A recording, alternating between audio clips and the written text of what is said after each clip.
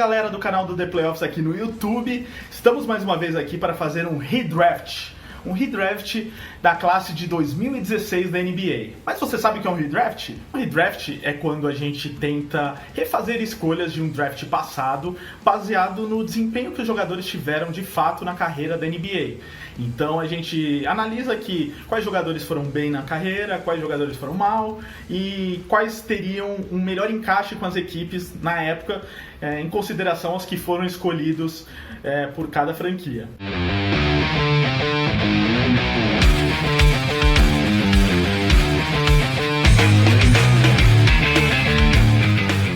Antes da gente começar aqui, não se esqueça, inscreva-se no canal do The Playoffs aqui no YouTube, ativa o sininho e deixa aqui seu comentário também sobre quais drafts você acha que a gente poderia refazer aqui.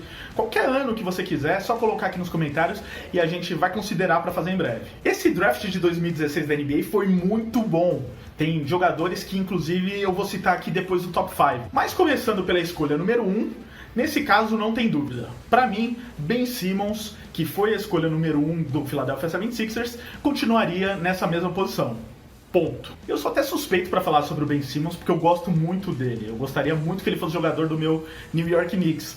Mas os Knicks não conseguem jogadores desse nível há um bom tempo. Eu não tenho certeza se ele é o melhor jogador dessa classe ainda, mas eu acho que é o melhor jogador para os Sixers. E ele mostra ano após ano a sua evolução na NBA. Apesar da lesão que ele sofreu logo no primeiro ano de carreira, ele começou o segundo ano muito bem, tanto é que foi escolhido o calouro do ano, e desde então é um jogador extremamente regular, muito bom no ataque e na defesa, ajuda os Sixers de diversas formas, é muito produtivo, como os próprios números dele mostram. Sem contar que o encaixe dele com o Joel Embiid é espetacular. Os dois estão muito bem em quadra e acho que fora dela também. Os números dele mostram o quanto ele é produtivo.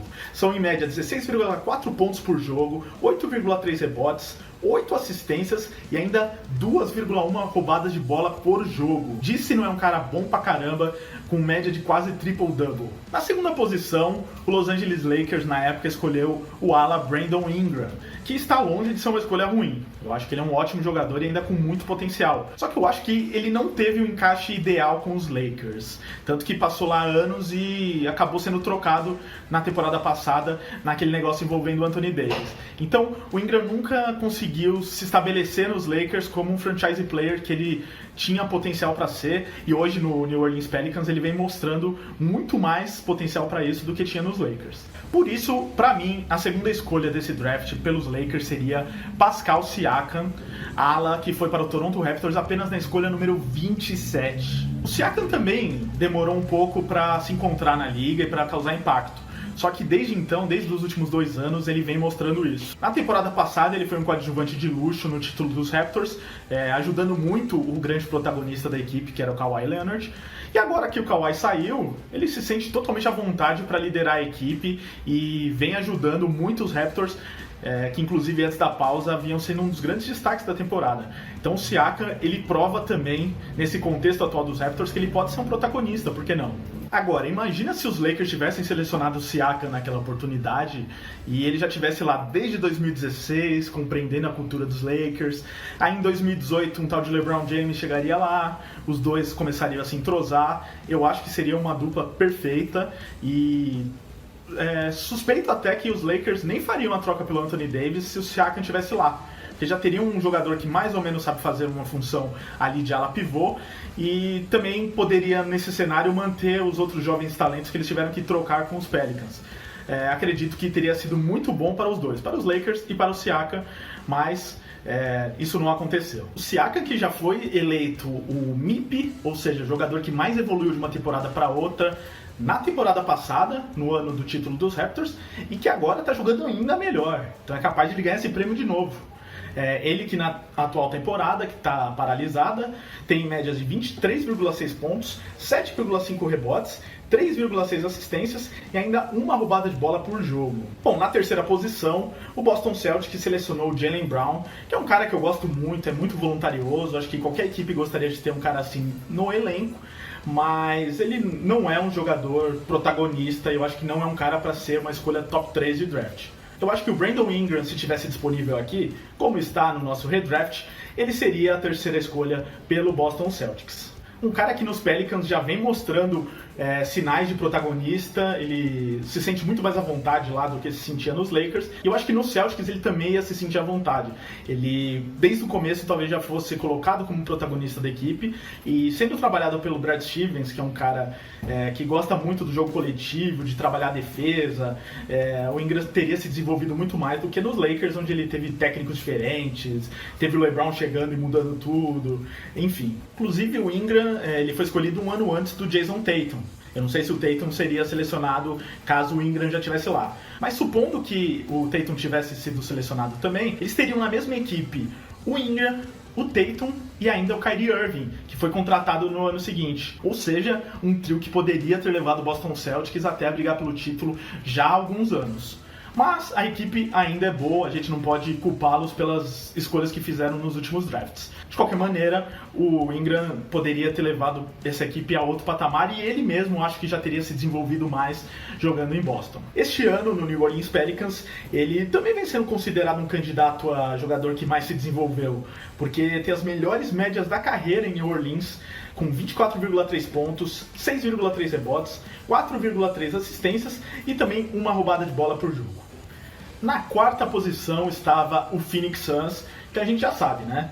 Só faz bobagem em draft. E fez de novo nesse ano. Eles tinham 2 escolhas entre as 10 primeiras daquele draft e conseguiram selecionar o Dragan Bender e o Marquise Chriss, que são tão bons que já foram até trocados pelo Suns e nem estão mais lá. Agora, o Bender, que foi a escolha 4, com certeza daria lugar a um tal de Jamal Murray, se ele estivesse disponível aqui. O Murray, que foi apenas a escolha número 7 daquele draft, pelo Denver Nuggets, e apesar de um começo um pouco mais turbulento, já a partir do segundo ano ele vem sendo quase esse mesmo cara que você conhece das últimas temporadas. Ele é um cara muito regular, que ajuda demais o time, faz o time funcionar de uma forma incrível e que se encaixa perfeitamente no esquema do Denver Nuggets. Eu também acho que, independente de quem fosse o técnico, ele teria um entrosamento muito bom no Phoenix Suns se tivesse sido draftado lá, principalmente com o Devin Booker, que foi a escolha do ano anterior. Acho que seria uma dupla de armadores espetacular e que já faria o time estar em outro nível agora. Imagine então se o Suns já tivesse essa dupla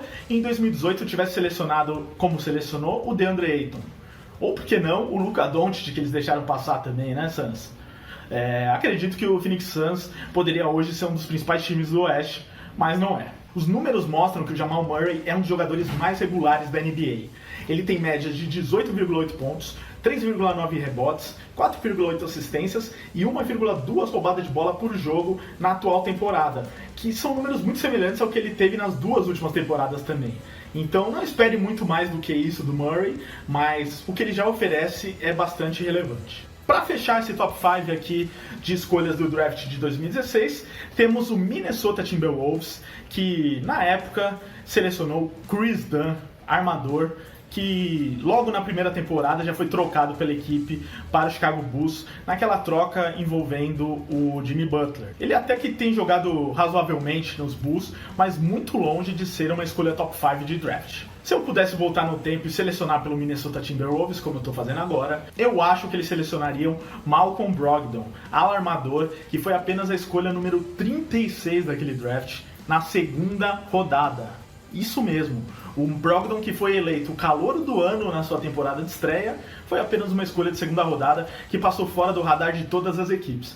Por isso eu nem posso culpar muito o Minnesota Timberwolves. E olha que na temporada de estreia os números dele foram ainda bastante discretos se comparado com os números dele atuais. E ele é um jogador que ano após ano vem evoluindo. Parece que o teto dele ainda está longe de ser alcançado. Nos primeiros anos dele nos Bucks, ele sempre foi um coadjuvante para o Giannis Antetokounmpo e para o Chris Middleton. Mas desde que ele foi trocado para o Indiana Pacers, ele mudou totalmente a perspectiva. Ele vem sendo um protagonista, até se aproveitando um pouco da lesão do Victor Oladipo, que abriu esse espaço na equipe para um jogador se destacar, e ele vem sendo esse jogador de destaque. E vale lembrar que ele só não ficou nos Bucks porque a equipe de Milwaukee não tinha dinheiro, não tinha cap para mantê-lo no elenco e não estourar o teto salarial da NBA. Senão ele estaria lá até hoje. Bom, mas ele tá arrebentando no Indiana Pacers, ele tem as melhores médias da carreira, com 16,3 pontos, 4,7 rebotes e 7,1 assistências, que é quase o dobro do que ele tinha na época de Milwaukee. Agora, imagina se ele tivesse sido selecionado pelo Minnesota Timberwolves, que na época já tinha Andrew Wiggins e Karl-Anthony Towns, duas escolhas número 1 de draft. Seria um trio infernal que com certeza deixaria o time de Minnesota com muito mais condições de brigar por alguma coisa do que eles têm hoje. Bom, como eu já disse, esse draft de 2016 foi muito bom. Tem ótimos jogadores que acabaram nem sendo selecionados entre as primeiras 10 escolhas ou que foram na época tão cotados assim, mas que vem causando um impacto, seja como coadjuvante, seja como potencial protagonista. Caso, por exemplo, do Jaylen Brown, que eu já citei aqui e que está fora desse top 5, mas também do Domantas Sabonis, que inclusive está jogando junto com o Brogdon muito bem em Indiana, o Buddy Hield, DeJounte Murray, Caris LeVert, isso sem contar o Fred VanVleet. Aquele cara que era reserva dos Raptors na temporada passada, ano do título, mas que foi um sexto homem muito importante na campanha, que esse ano é titular em Toronto e que na época do draft de 2016 ele era elegível, mas ele sequer foi draftado. Sorte do Toronto Raptors, né, que na época conseguiu contratar o VanVleet depois do draft, que selecionou o Pascal Siakam e que na época também selecionou o Jacob Poeltl, que é um pivô, nona posição do draft, que embora ele nunca tenha justificado essa posição, ele foi trocado com o San Antonio Spurs naquela troca que envolveu o Kawhi Leonard. Ou seja, os Raptors conseguiram 3 pilares fundamentais do título de 2019 no draft de 2016, direta ou indiretamente.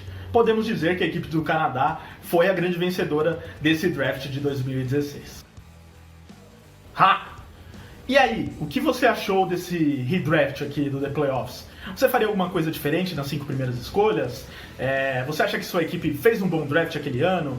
Você acha que a sua equipe nunca faz um bom draft, que nem o Phoenix Suns? Então, deixa aqui seu comentário, diz pra gente quais seriam as 5 primeiras escolhas do draft de 2016 pra você e também qual draft você gostaria que a gente refizesse aqui no canal do The Playoffs. Aliás, não se esqueça, né? Se inscreva no canal do The Playoffs, ative o sininho para receber as notificações, siga-nos também nas redes sociais no @ThePlayoffsBR para ficar por dentro de tudo sobre a NBA e os demais esportes americanos. Valeu, galera, até a próxima!